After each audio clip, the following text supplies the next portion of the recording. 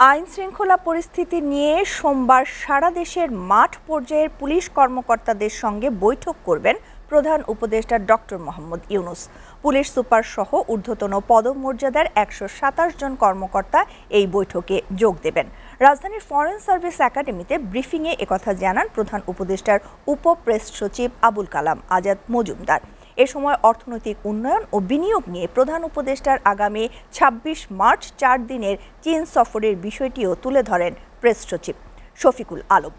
রিফাত শিশিরের প্রতিবেদন। কক্সবাজার সমুদ্র সৈকতের উপর নিজেদের একটি ঠিকানা, ইডেন বে, আ কনসার্ন অফ ভাইয়া হোটেলস। আইন শৃঙ্খলা পরিস্থিতি সহ সমসাময়িক বিষয় নিয়ে রাজধানীর ফরেন সার্ভিস একাডেমিতে নিয়মিত সংবাদ সম্মেলন করেন প্রধান উপদেষ্টার প্রেস উইংয়ের সদস্যরা। সংবাদ সম্মেলনে উপ প্রেস সচিব আবুল কালাম আজাদ মজুমদার বলেন, আইন শৃঙ্খলা পরিস্থিতি নিয়ে মানুষের উদ্বেগ নিরসন সহ পুলিশ বাহিনীর তৎপরতা বৃদ্ধি নিয়ে সোমবার বৈঠক করবেন প্রধান উপদেষ্টা। পুলিশের যারা নীতি নির্ধারণী কর্মকর্তা আছেন, আইজিপি, এডিশনাল আইজিপি, এই ধরনের ১২৭ জন কর্মকর্তা আগামীকাল এই বিশেষ মিটিংয়ে, বিশেষ সভায় প্রধান উপদেষ্টার কার্যালয়ে প্রধান উপদেষ্টার সাথে বৈঠক করবেন, যেখানে প্রধান উপদেষ্টা আইন শৃঙ্খলা বিষয়ে সরকারের যে দিক নির্দেশনা সেগুলো পুলিশ অফিসারদেরকে জানাবেন এবং মাঠ পর্যায়ে তাদের অভিজ্ঞতাও শুনবেন। আগামী ২৬ মার্চ থেকে ৪ দিনের চীন সফরে যাবেন ডক্টর মোহাম্মদ ইউনূস। এই সফরে বিদেশি বিনিয়োগ বৃদ্ধি সহ বেশ কিছু সমস্যা সমাধানের আশ্বাস দেন press secretary Shafiqul Alam.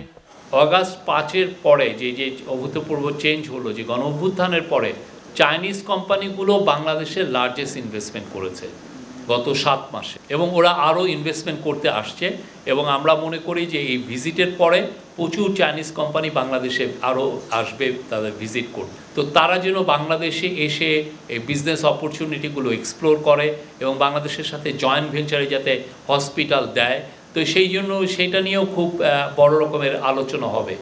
LDC graduation পরবর্তী সময়ে শুল্ক সুবিধা না থাকায় রপ্তানি খাতে বছরে ৮ বিলিয়ন ক্ষতি হতে পারে।